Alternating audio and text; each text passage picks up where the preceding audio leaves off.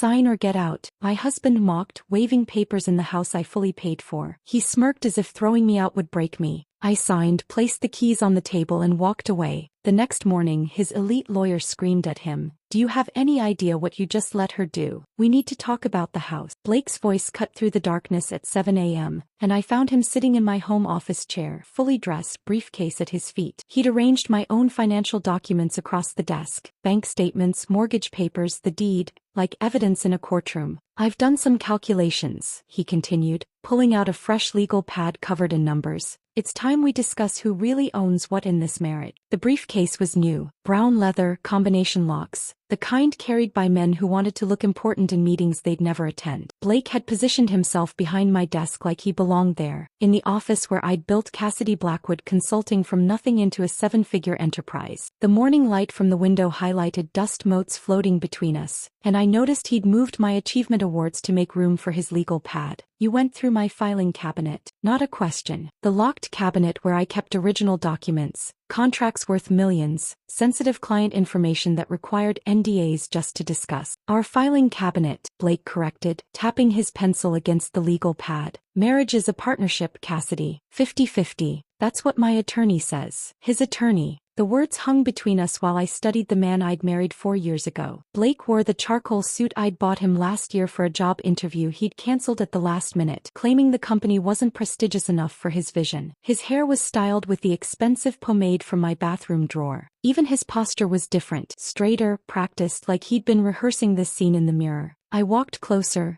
noting how he'd arranged my documents in neat piles. The mortgage statements showing every payment I'd made before and during our marriage. The property tax records in my name alone. The deed dated 2 years before Blake and I had our first date, purchased with inheritance money from my grandmother who'd worked 3 jobs to save every penny. "Your attorney," I repeated, picking up the Harrison Industries contract from the corner of my desk where he'd pushed it aside. This single deal had generated more revenue than Blake had earned in his entire life. The same Blake who called lawyers parasites last month when I hired Rachel to review our expansion documents? He shifted in my chair, my custom ergonomic chair that cost more than his monthly gym membership. "That was different. This is about protecting our interests." "Our interests." I set down the contract and picked up his legal pad. His handwriting looked like a child's attempt at cursive, all loops and uncertainty. He'd written marital assets at the top and listed everything I owned, including items from before our marriage. My grandmother's jewelry, the Vermont cabin my father left me, the original paintings I'd bought to celebrate closing my first $1 million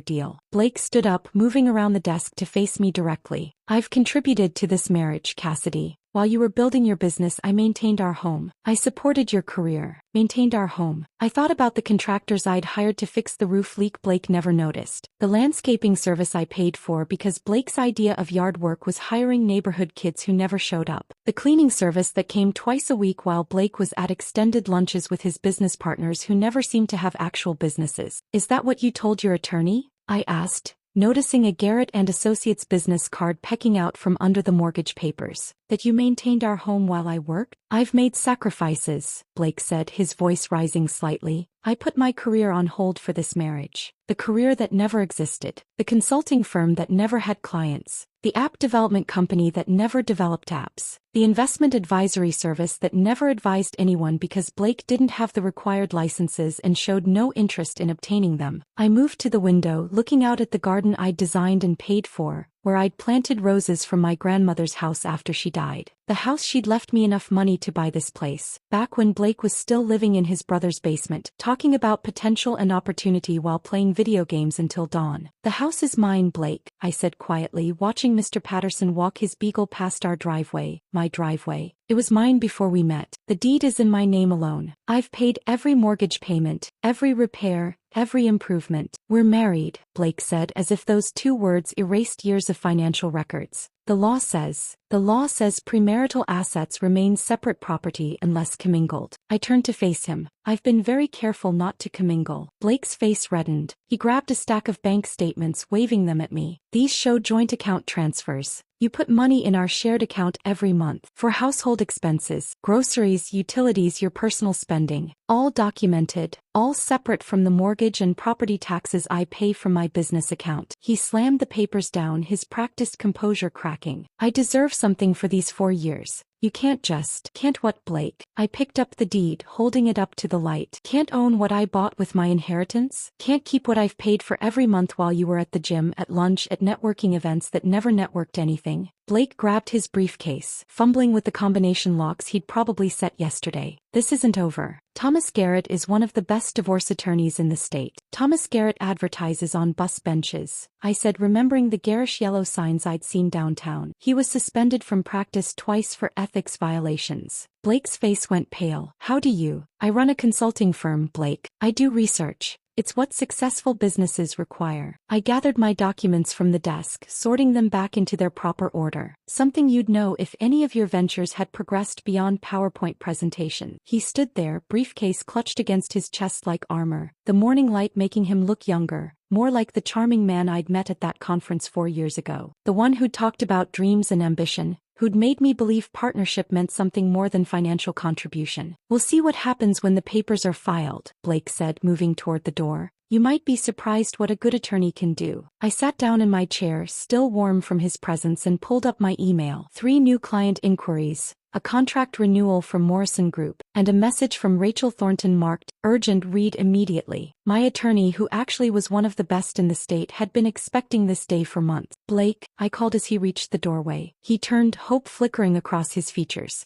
The locks will be changed by the time you get home tonight. The locks wouldn't be changed for another 6 hours, but I had more immediate problems. Emma knocked on my office door 20 minutes after Blake left, carrying the monthly financial statements I typically reviewed myself. Her expression made my stomach drop before she even spoke. I wasn't sure if I should bring these directly to you, Emma said, setting the folder on my desk with unusual hesitation. She'd been with me for 3 years, hired straight from business school, and had never looked this uncomfortable. Blake picked them up from accounting yesterday, said he was helping with the monthly review. I opened the folder, scanning the credit card statements first. Everything looked standard until I reached the 3rd page. There it was, buried between a lunch meeting and office supplies. Garrett and Associates $2,500 retainer fee, dated 3 weeks ago. The same day Blake had surprised me with flowers and dinner at my favorite restaurant, claiming he wanted to celebrate my latest contract win. Emma, I said, keeping my voice steady despite the anger building in my chest. Did Blake say anything when he picked these up? She shifted her weight, uncomfortable. He mentioned something about understanding the business better. Said he wanted to be more involved in your success. She paused, then added quietly, he also asked if I knew how corporate assets were handled in partnerships. I assumed he meant business partnerships. Of course he did. Blake, who couldn't balance his own checking account, suddenly developing an interest in corporate asset division. I flipped through more pages, finding 2 additional consultations charged to our joint account, one with a real estate assessor, another with someone called Bradley Kingston, whose LinkedIn profile I quickly pulled up revealed him to be a business valuator specializing in privately held companies. My phone rang at exactly 12:30 p.m. Blake's name on the screen was accompanied by a photo from our wedding day, both of us smiling at something off camera. I remembered that moment. My cousin had been making faces, trying to get us to laugh naturally for the photographer.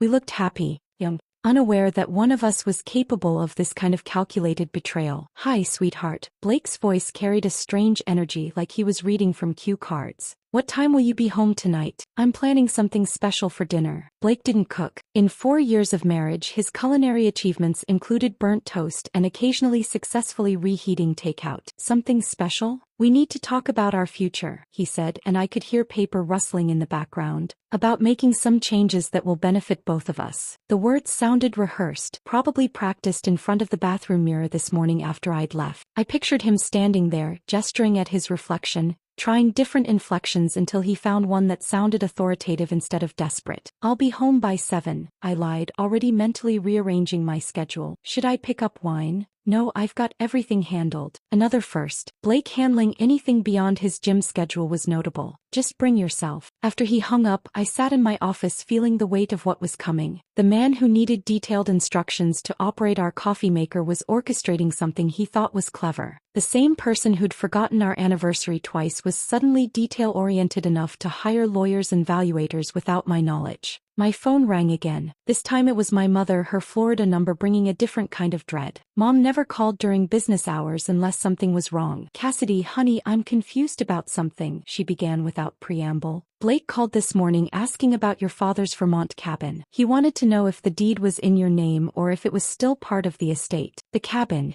2 acres of pristine lake property my father had left me when he died 5 years ago. Blake had been there exactly once, complained about the lack of Wi-Fi the entire weekend, and swore never to return. What did you tell him? Nothing specific, but he was insistent. Said he was helping you organize family assets for tax purposes. She paused and I could hear her uncertainty. Since when does Blake care about taxes? Last Christmas he didn't even know what a W-2 was. Mom, did he ask about anything else? Your grandmother's jewelry. Whether it was formally appraised, whether there was documentation. Her voice hardened. Cassidy, that boy has attended exactly 1 family gathering in 4 years. Now he's calling me about property deeds and appraisals. Blake had been at his brother's bachelor party during Dad's funeral. He'd missed my grandmother's 90th birthday because of a networking retreat that turned out to be a golf weekend. He'd never shown interest in my family beyond asking if there were trust funds he should know about. Don't tell him anything else, Mom. If he calls again, refer him to me. Already done. I told him my memory isn't what it used to be. She chuckled darkly. My memory is fine. I remember exactly what I think of men who plan their attacks while pretending to love you. After Mom hung up, I made my own call. Rachel Thornton answered on the second ring, her voice crisp and professional even though I was calling her personal line. Cassidy, I wondered when you'd call. You were expecting this? I've been expecting it since Blake showed up at the Harrington Charity Gala last month, chatting up divorce attorneys during the cocktail hour. Word travels in legal circles. I thought back to that night. Blake had disappeared for an hour, claiming he was networking. I'd been too focused on securing a donation for the women's shelter to pay attention to his whereabouts. Rachel's fingers flew across her keyboard as she spoke. Let me pull up your files. The CBW Holdings Trust, established 2 years before your marriage. The house titled exclusively to the trust. Your business incorporated as a separate entity with you as sole proprietor. Your premarital assets, all documented and never commingled with marital funds. So I'm protected? Better than protected. You're bulletproof, legally speaking. She paused and I could hear her smile through the phone. Blake can hire every attorney from here to Manhattan. The documentation is airtight. Then why does this feel like I'm losing something?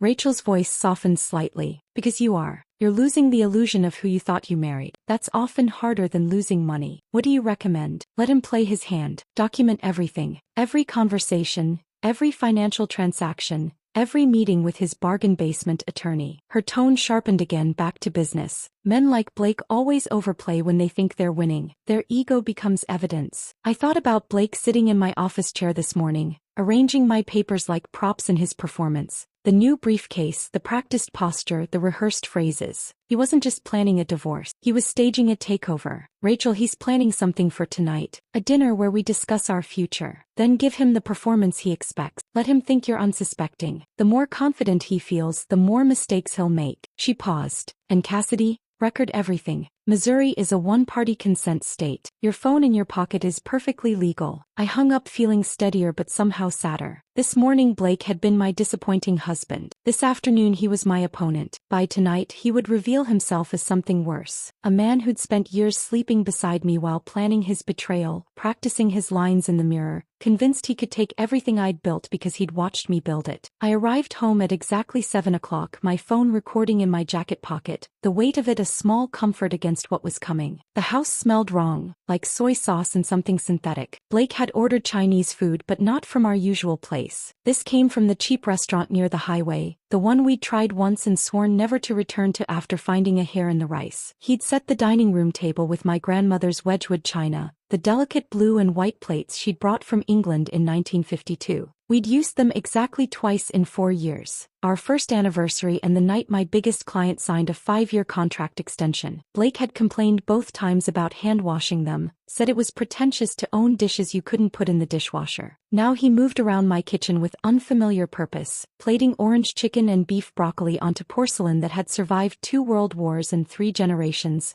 only to be used as props in Blake's performance. He'd even lit candles, the expensive ones I saved for power outages, and dimmed the lights to what he probably thought was atmospheric but actually made the room feel like a funeral parlor. Sit, he said, gesturing to my usual chair while he remained standing, a manila folder tucked under his arm. He'd changed into a different suit, this one navy, also purchased with my credit card during last year's failed job search. We need to have an honest conversation about our marriage. I sat, noting how he'd positioned himself between me and the door, probably something his bargain attorney had suggested. Establish dominance, control the exit, make her feel trapped. What neither Blake nor his busbench lawyer understood was that I'd negotiated with corporate executives who ate intimidation tactics for breakfast. Blake cleared his throat and launched into what was obviously a prepared speech. Cassidy, we've grown apart. Our life paths have diverged in ways neither of us anticipated when we set our vows. He paused dramatically, the way he'd seen actors do in movies. I've been doing a lot of soul-searching, attending therapy, working on myself. Therapy.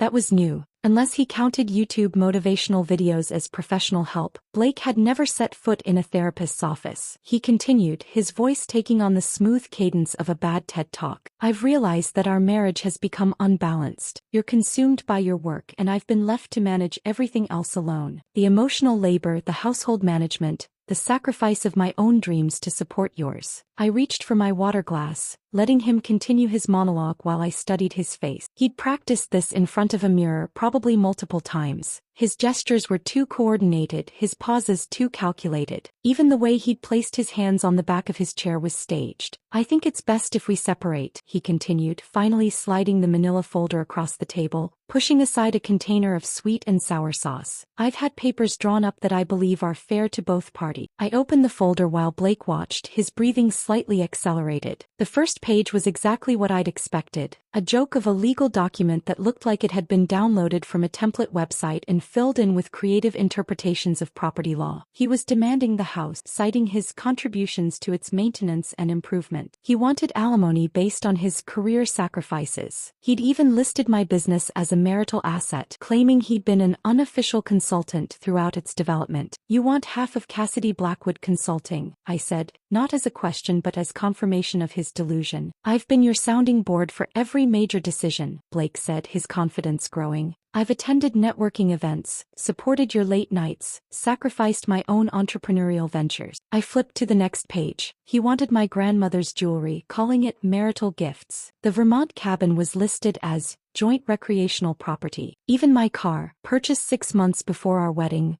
was somehow classified as a shared asset. Blake moved closer, standing over me now. This is what's fair, Cassidy. What we built together should be divided equally. I continued reading in silence, my expression neutral while inside I catalogued every ridiculous claim, every legal impossibility, every piece of evidence that Blake had no understanding of what he'd actually signed this morning in my office. The papers he'd arranged so carefully on my desk had been decoys, documents I'd left accessible knowing his curiosity would overcome his limited attention span. Well, Blake's patience was fraying. Are you going to sign? I set down the papers and looked up at him. You want the house. I deserve the house. I've made it a home while you've treated it like a hotel. And my business? Our business, built during our marriage. Community property, the cabin in Vermont, where we've made memories as a couple. Each lie was delivered with increasing confidence, as if repetition could transform fiction into fact. Blake had spent exactly one night at the Vermont cabin, complained the entire time, and left early claiming allergic reactions to pine trees that mysteriously never affected him during Christmas season. I picked up the pen he'd placed beside the papers, a blue Bic, not even a good one, and he stepped back anticipating victory. His phone was already out, probably ready to text his brother or his gym buddies about his successful negotiation. No, I said simply, setting the pen down. Blake's face flushed. What do you mean no? I mean no.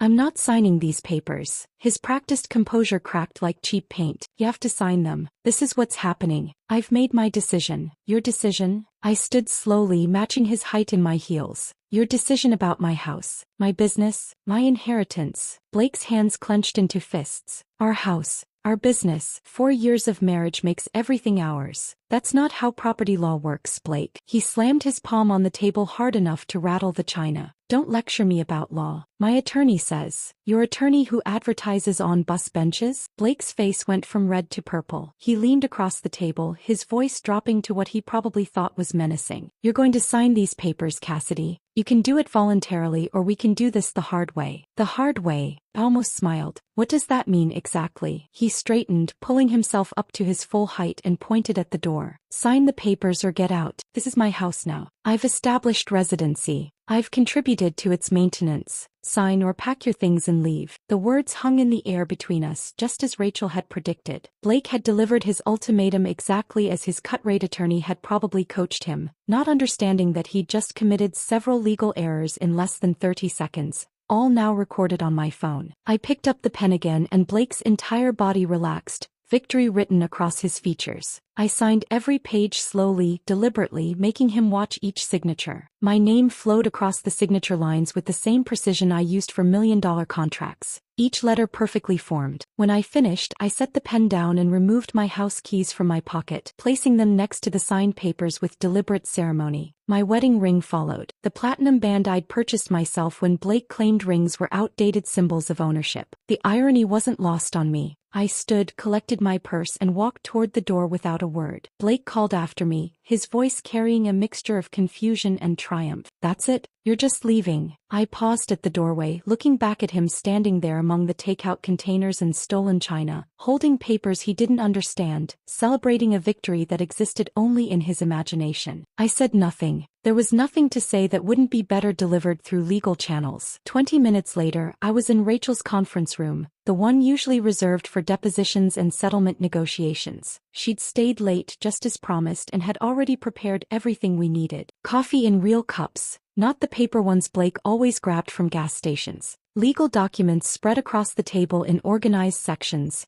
each one properly tabbed and labeled. "He said it," Rachel asked, pulling up social media on her laptop. "Word for word. Sign or get out." He even pointed at the door for emphasis. Rachel's smile was sharp enough to cut glass. "Perfect. Now let's review what he's been posting while you were at dinner." Rachel's laptop screen glowed with Blake's latest Instagram post, uploaded just 45 minutes after I'd left the house. The photo showed him raising a beer in my living room, surrounded by his gym crew with the caption, "New chapter starts now. Sometimes you have to remove toxic people to find your peace. Hashtag fresh start, hashtag my house my rules, hashtag leveling up." "He's literally broadcasting evidence," Rachel said, taking screenshots with methodical precision. "Look at this one." She scrolled to another post where Blake had photographed my home office, now transformed into what looked like a gaming paradise. 3 monitors arranged on my handcrafted desk, LED strips running along the walls I'd painted myself. His collection of action figures displayed where my achievement awards used to sit. The caption read, "Finally turning this workspace into something productive. No more corporate prison vibes." My phone buzzed with a text from Jennifer Martinez, my neighbor 2 houses down. She and I weren't close, but we shared the kind of polite relationship that involved waving during morning runs and accepting packages for each other. Her message was brief. "Blake's having quite the party. Just watched him give a tour to about 10 people. He's telling everyone you abandoned the marriage for your career. Thought you should know." Another text followed immediately, this one with a video attachment. Jennifer had filmed from her kitchen window, catching Blake on the front porch with his brother and several men I recognized from his gym. His voice carried clearly across the quiet street. "She chose spreadsheets over family. I gave her an ultimatum and she literally walked out. Just left. Can you believe that? 4 years of supporting her ambition and she couldn't even fight for us." I set my phone down on the hotel suite's marble bathroom counter. The Marriott downtown wasn't cheap, but I needed a base of operations that felt controlled, professional, somewhere I could think without the emotional weight of memories in every corner. The suite had a separate living area with a desk where I'd already set up my laptop, preparing for what would come next. Marcus Chen's name appeared on my phone screen. My CFO rarely called after hours unless something required immediate attention. "The transition is complete," Marcus said without preamble. "All company accounts have been restructured." Blake Wilson's access was terminated at 8:47 p.m. His corporate card was deactivated, and all automatic payments linked to it have been suspended pending reassignment. How many automatic payments? 17. Including his BMW lease, gym membership, country club access, wine storage unit, and something called Executive Presence Coaching,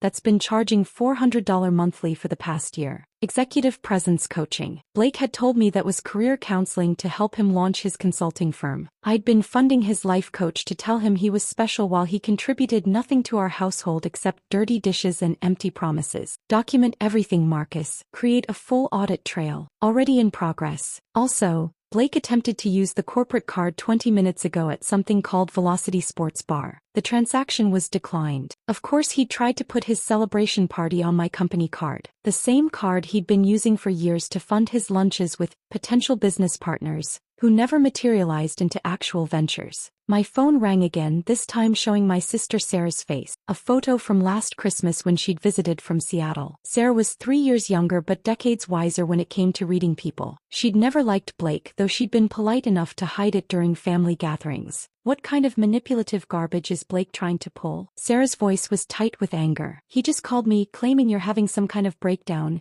that you walked out on your marriage and need space to process your emotions. He actually suggested I should encourage you to seek therapy for your workaholism. He called you 20 minutes ago, had the nerve to sound concerned like he was the worried husband, kept saying you'd chosen your career over family, that he'd tried everything to save the marriage but you were too focused on money to see what really mattered. I moved to the suite's window looking down at the city lights. Somewhere out there, Blake was celebrating in my house, telling his version of events to anyone who would listen. The villain narrative he'd crafted where I was the cold, calculating businesswoman who'd abandoned a loving husband. Sarah, he's trying to control the narrative before. Before what? Cassidy, what's really happening? Because the Blake who called me sounded coached, like he was reading from a script. He used words Blake doesn't know. He mentioned emotional labor and relationship equity. Since when does Blake know those terms? Since his attorney told him what to say. Sarah's silence lasted several seconds. He's trying to take the house, isn't he? The house Grandma's money bought. Among other things. That pathetic leech. 4 years of you paying for everything while he played entrepreneur, and now he wants to steal what you built. Her voice rose. Remember when Dad was in the hospital?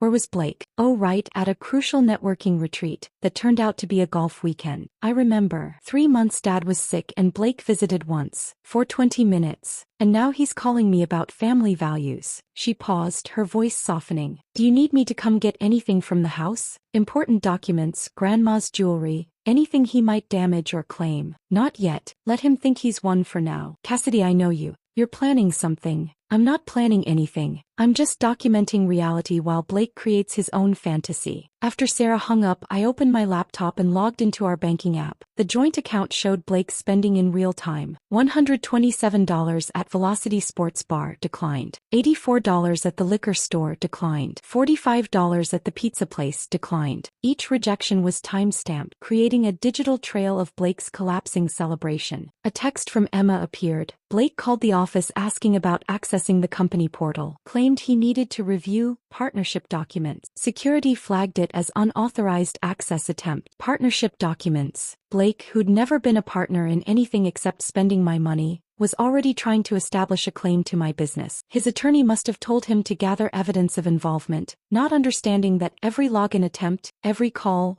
every text was being logged by people who actually understood documentation. My phone buzzed with another Instagram notification. Blake had posted a photo of my wine cellar, the one I'd had custom built to store my collection of investment-grade vintages. He'd opened one of my 2015 Chateau Margaux bottles, worth about $800, and was pouring it into red Solo cups for his gym buddies. The caption, "Life's too short for saving things for special occasions. Today is the special occasion." Rachel texted immediately. He's documenting destruction of separate property assets. Keep recording everything. The hotel room's silence felt strange after years of Blake's constant noise. His video games, his conference calls for businesses that never launched, his motivational podcasts played at volumes that suggested he thought success could be absorbed through decibels alone. Here in this temporary space I could think clearly for the first time in months. Another message arrived, this one from the BMW dealership. Ms. Blackwood, we're attempting to reach Blake Wilson regarding his lease payment. The account on file has been declined. Please contact us at your earliest convenience. Blake's first stumble was beginning. Tomorrow, when he woke up hungover in my house, surrounded by empty bottles and the debris of his premature victory party, the calls would start. The gym wondering about his membership, the country club about his access card, the wine storage facility about his monthly fee. Each small failure would build into an avalanche of reality that no amount of Instagram filters could hide. I closed my laptop and prepared for bed in sheets that didn't smell like Blake's cologne or carry the weight of shared disappointment. Tomorrow would bring new developments, new evidence, new mistakes as Blake continued to celebrate a victory that existed only in his imagination. Morning arrived with a text from Emma that made me sit up straight in the hotel bed. Can we meet before the office opens?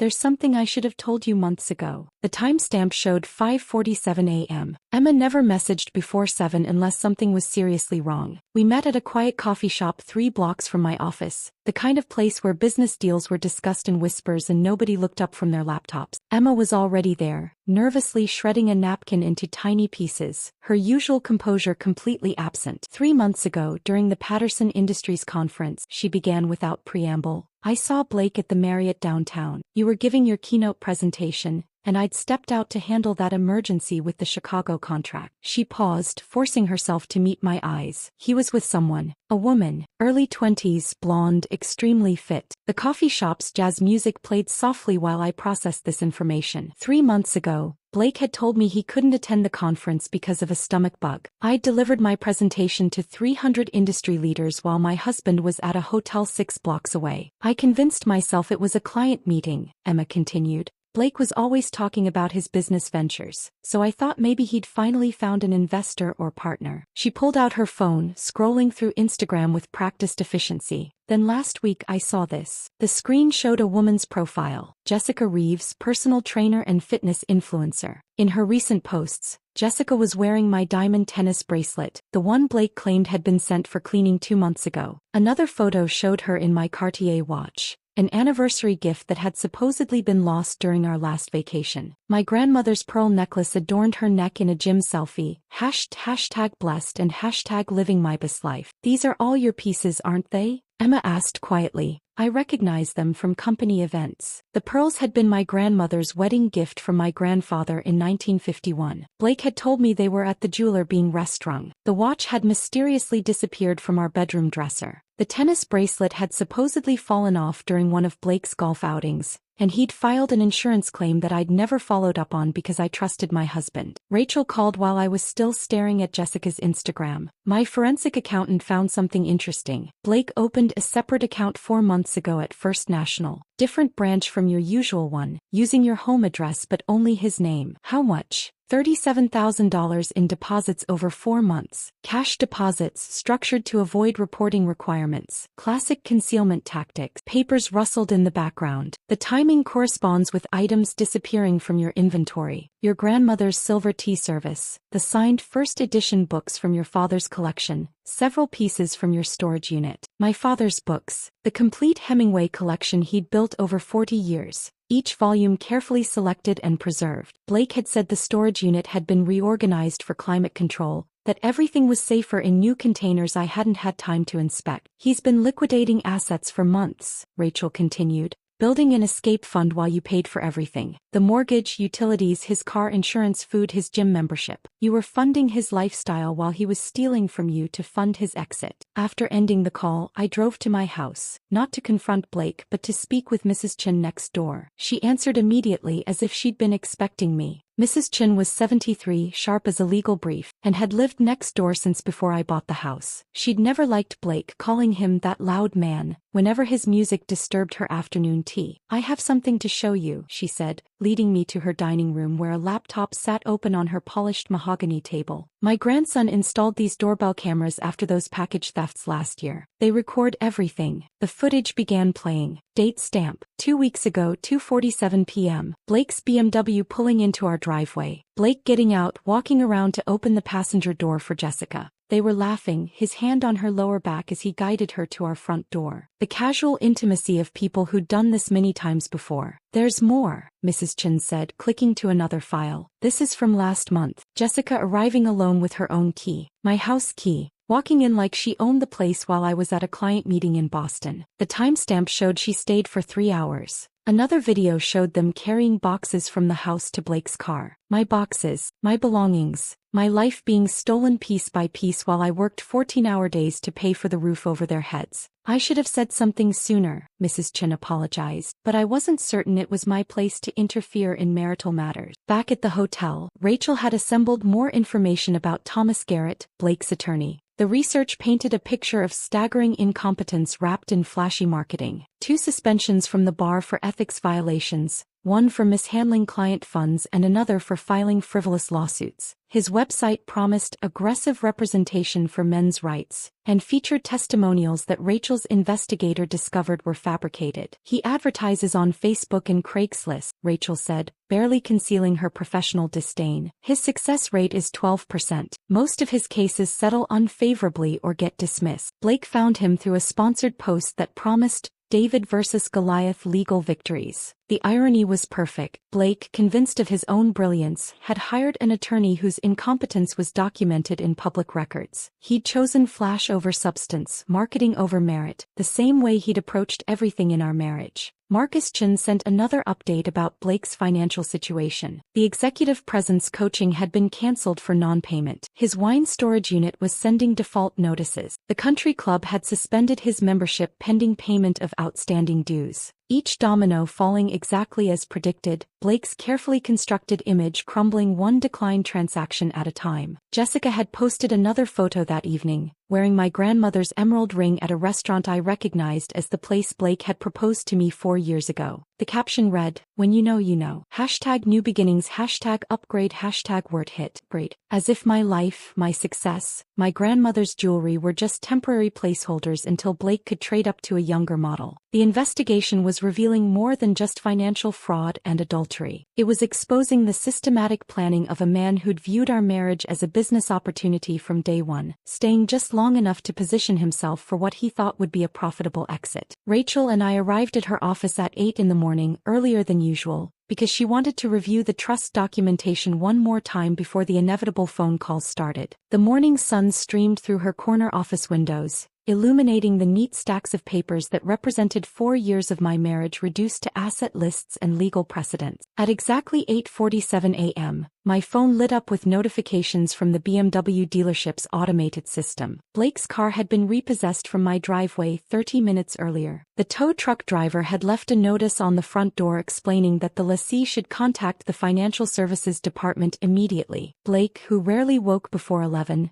would discover this in a few hours when he stumbled outside expecting to find his precious status symbol waiting in the garage. Emma forwarded me an email that had bounced back from Blake's company email address, the one I'd set up for him 2 years ago when he insisted he needed it for his consulting business that never materialized. The address was dead, the account terminated as of midnight. His phone would be next, once he realized the device in his hand was suddenly just an expensive paperweight without cellular service. At 9:15 a.m., Jennifer Martinez texted me a photo from her living room window. Blake stood in my driveway in his pajamas, staring at the empty space where his BMW should have been, holding the repossession notice like it was written in a foreign language. Even from a distance, I could see his confusion morphing into panic as he tried to call someone, anyone, only to discover his phone had no service. Rachel's paralegal knocked and entered, carrying a fresh cup of coffee and wearing an expression of barely suppressed amusement. "Mr. Wilson just tried to use the Keurig machine at the house. The smart plug app shows 5 failed attempts to activate it remotely. He also tried the television, the sound system, and the automated blinds. Everything's been disconnected from his access. The smart home system I'd installed last year, all connected to my account, all controlled by my phone." Blake had mocked it as unnecessary technology, but he'd certainly enjoyed using voice commands to adjust the temperature and lighting. Now he was trapped in a house that no longer recognized him as an authorized user. At 9:42 a.m., Jessica Reeves updated her Instagram story. She was at brunch with someone new, a man whose Rolex was visible in the frame as he poured champagne. The caption read,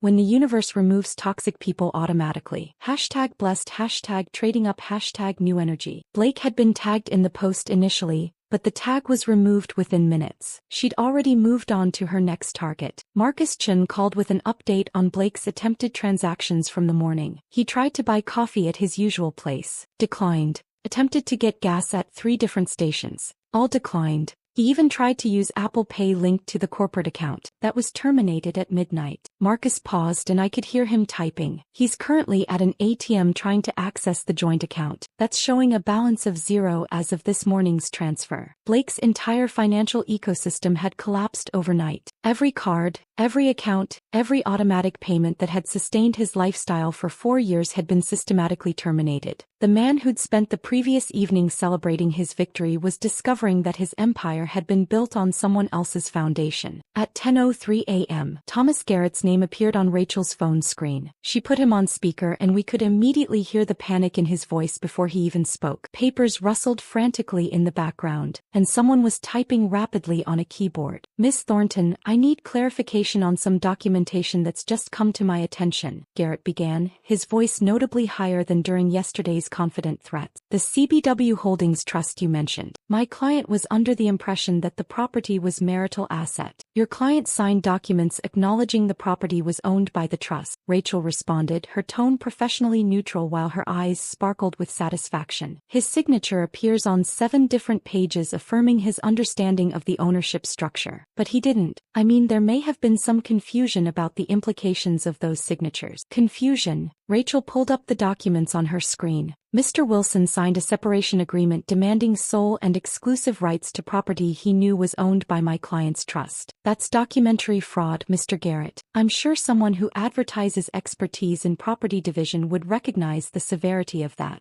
The typing in the background stopped. We could hear Garrett's breathing accelerate as he processed the implications. More papers shuffled, and then a muffled conversation as Garrett apparently covered the phone to speak with someone else in his office. "I need to review this with my client," Garrett said when he returned, his voice strained. "There seems to be a misunderstanding about the nature of the property ownership." "There's no misunderstanding," Rachel said calmly. "Your client attempted to claim property he never owned, using documents he created while planning to commercially exploit that property through short-term rentals. We have his social media posts, his rental listings, and his signed acknowledgement that he understood the trust structure. Would you like me to forward you the evidence file?" Another pause, longer this time, then Garrett's voice, barely controlled, speaking to someone in his office but clearly audible through the phone. "Get Blake Wilson on the phone immediately." We heard the speakerphone click on in Garrett's office and then Blake's voice, panicked and angry. "Tom, what's happening? My car is gone, my cards don't work, I can't even make coffee in my own house." "It's not your house," Garrett said flatly. "It never was your house. What are you talking about? I have the separation agreement. She signed it. She gave me the house." Garrett's composure finally cracked completely. His voice rose to nearly a shout, forgetting that Rachel and I were still on the line. "Do you have any idea what you just let her do? You signed documents claiming ownership of property held in a trust established before your marriage. You committed fraud, Blake. Documentary fraud. She didn't give you anything. You gave her evidence to bury you with." The silence that followed was absolute. We could hear Blake breathing on the speaker, rapid and shallow, as the reality finally penetrated his delusions. Rachel muted our end of the call, and we listened as Garrett continued his explanation, his voice becoming increasingly agitated as he outlined the catastrophic legal position Blake had created for himself. "The property was never marital asset. Your social media posts constitute evidence of intent to commit fraud. The separation agreement you had her sign is worthless because you can't transfer ownership of something you never owned. And by claiming exclusive rights to the property, you've admitted in writing that you understood the ownership structure while attempting to steal it anyway." Blake's response was barely audible, all his manufactured confidence evaporated. "But you said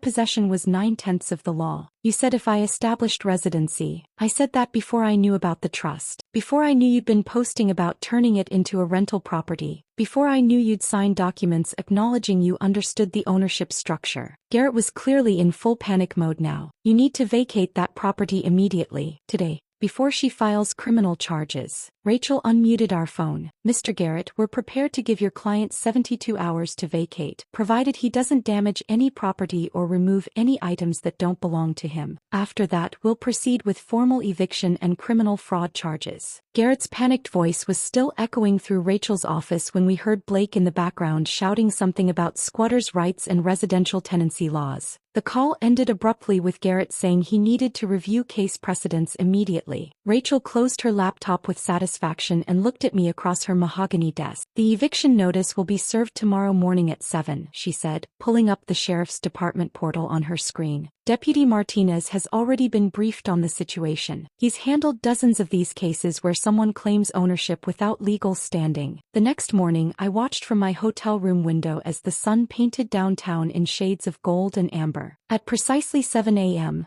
My phone buzzed with a text from Jennifer Martinez, my observant neighbor. She had attached a video of Deputy Martinez walking up my driveway in his crisp uniform, carrying official documents that would formally begin Blake's removal from my property. 20 minutes later, my phone rang. Blake's number appeared on the screen, calling from a landline since his cell service had been terminated. I answered on the third ring, keeping my voice neutral and professional. "Cassidy, we need to talk about this situation," Blake began, his voice lacking its usual manufactured confidence. "This has all gotten out of hand. Maybe we should sit down and discuss this like adults." "We did discuss it, Blake. You presented me with separation papers demanding my house, my business, and my inherited assets. I signed exactly what you asked me to sign. That was just negotiation tactics. You know how lawyers are. They always start high." His voice cracked slightly, the desperation beginning to seep through. "We could work this out ourselves. Maybe try counseling? Remember how good things were in the beginning." The beginning, when Blake had presented himself as an ambitious entrepreneur temporarily between ventures, someone who just needed the right partner to achieve his potential. I had mistaken his confidence for competence, his dreams for plans, his promises for potential. "Blake, the CBW Holdings Trust was established 2 years before we met. Every mortgage payment came from my business account. You signed documents acknowledging you understood the ownership structure. There's nothing to work out." His tone shifted from conciliatory to aggressive within seconds. "You set me up. You knew what you were doing all along. This whole marriage was just a business arrangement to you. The marriage was real, Blake. Your contribution to it wasn't. For years, and you never paid a single household bill, never contributed to the mortgage,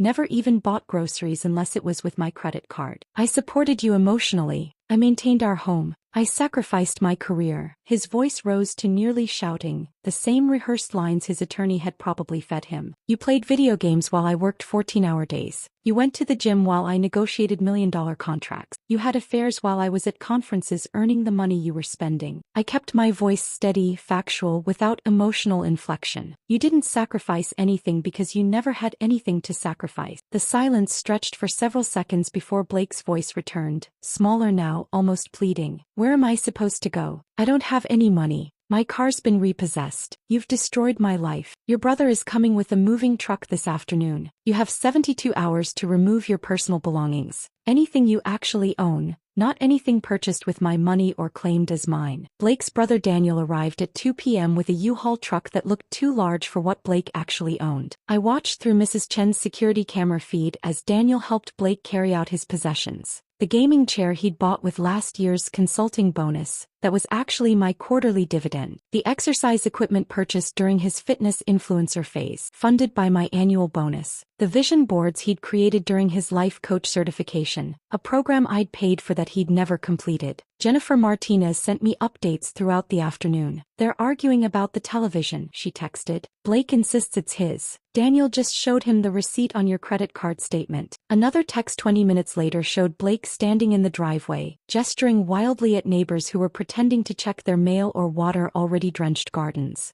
Mrs. Chin had positioned herself on her porch with a cup of tea, watching the proceedings with undisguised interest. Mr. Patterson walked his beagle past the house 3 times, each loop slightly slower than the last. Blake tried to take the Peloton bike, arguing he was the only one who used it. Daniel had to physically stop him, pointing out that the credit card statement showed it was purchased with my company card. The wine refrigerator became another point of contention until Daniel pulled up the purchase history on his phone, proving it predated Blake's arrival in my life. By 4 p.m., the truck contained a pathetically small collection of items. Blake's clothes, most of which I'd purchased but wasn't interested in fighting about. His collection of self-help books and business guides, none of which had ever translated into actual business activity. The plaques and certificates from his various online courses and certifications, monuments to potential that never materialized into productivity. Rachel called as they were loading the last boxes. "I have the forensic accounting report complete. Do you want to know the total?" "Tell me." Over 4 years, Blake Wilson contributed exactly $0 to household expenses. He spent $342,768 of your money on what he categorized as business development, networking, and professional advancement. She paused and I could hear her flipping through pages. "This includes $47,000 in gym and fitness-related expenses,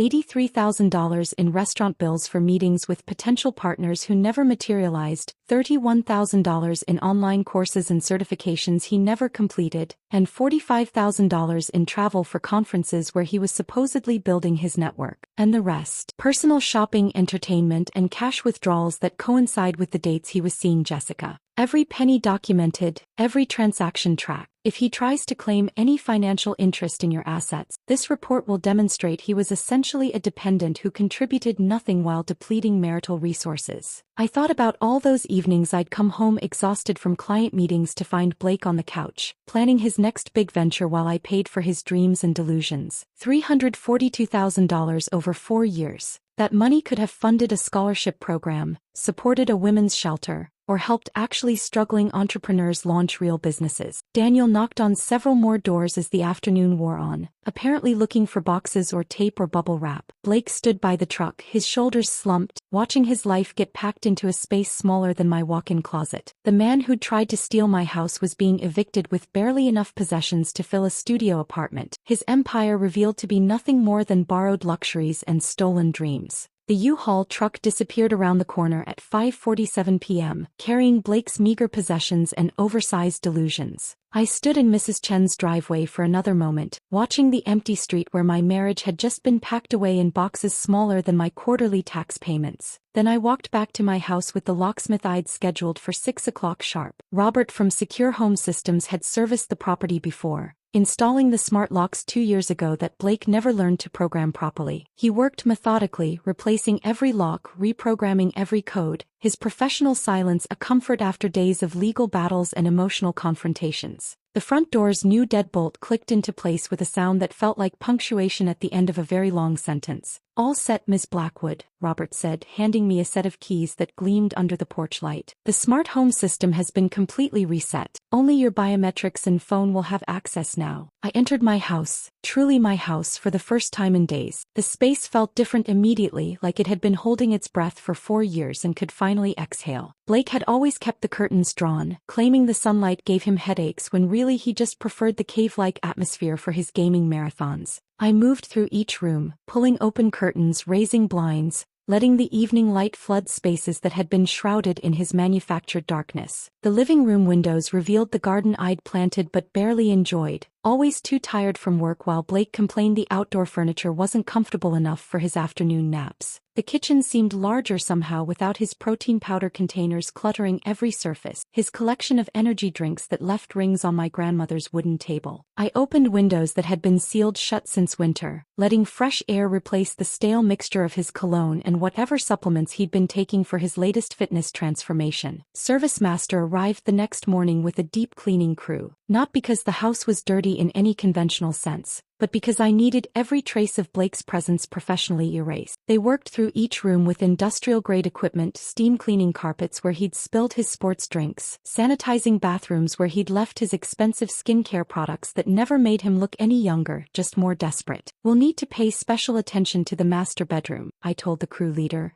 a middle-aged woman named Patricia who understood without further explanation. She'd probably seen enough divorce cleanings to recognize the particular kind of sanitation that had nothing to do with germs and everything to do with reclaiming space from someone who'd contaminated it with betrayal. While they worked, I drove to the storage unit where I'd been keeping my father's books and my grandmother's china that Blake had deemed too cluttered for our minimalist aesthetic. His term for empty spaces he was too lazy to decorate. Box by box, I brought back the pieces of my life I'd hidden to make room for his ego. The complete works of Maya Angelou that Blake called depressing, the Victorian secretary desk my grandmother had written her letters on, which Blake said ruined the modern flow of the living room. My office transformation took 3 days, where Blake's vision boards had covered the walls. Dreams of businesses that never launched, goals that never materialized, motivational quotes that never motivated action. I rehung my achievement awards. The Partner of the Year plaque from Morrison Industries, the Excellence in Innovation certificate from the State Business Council, the framed first dollar from Cassidy Blackwood Consulting,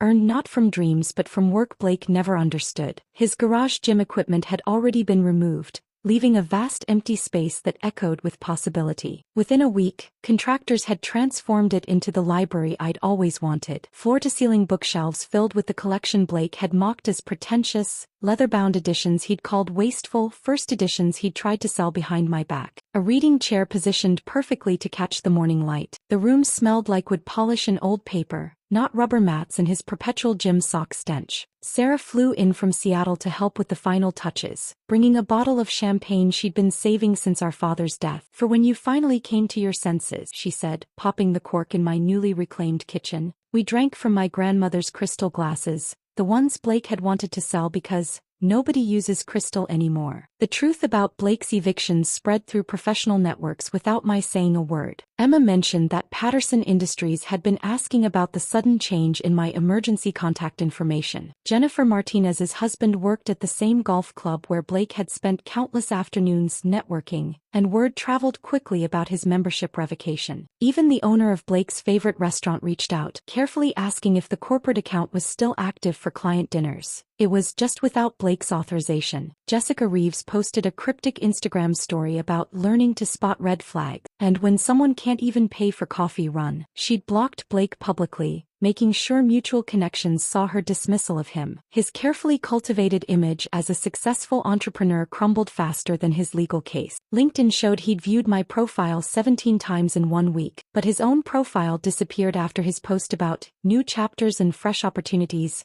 got screenshotted and shared in private group chats with crying laughing emojis. 6 months later, on a warm September evening, I hosted my first dinner party since reclaiming my house. Rachel arrived early with her wife, bringing wine that cost more than Blake's monthly gym membership. Emma came with her husband, carrying a homemade lasagna in the dish Blake had banned from our kitchen because carbs didn't align with his fitness goals. Mrs. Chun brought her famous dumplings, the ones Blake had called too ethnic for his palate. We gathered around my dining room table, the one Blake had wanted to replace with something more modern, less meaningful. Candlelight reflected off my grandmother's china, the plates he'd used as props for his final performance now serving their actual purpose, bringing people together. The conversation flowed naturally, punctuated by genuine laughter, not the forced networking chuckles Blake had practiced in the mirror. Rachel raised her glass as we finished dessert, a chocolate souffle I'd made myself in my reclaimed kitchen. "To Cassidy," she said, "who proved that the best revenge isn't destroying someone who wronged you. It's simply protecting what was always yours and letting them destroy themselves." The toast echoed through my house, my actual house, where every room now held my choices, my memories, my future. Blake had wanted to steal it all with paper weapons and practice speeches. Instead, he'd learned what happens when performance meets preparation, when pretense collides with patience, when someone who thinks they're taking everything discovers they never had anything to take. If this story of calculated revenge had you on the edge of your seat, hit that like button right now. My favorite part was when Blake's attorney screamed,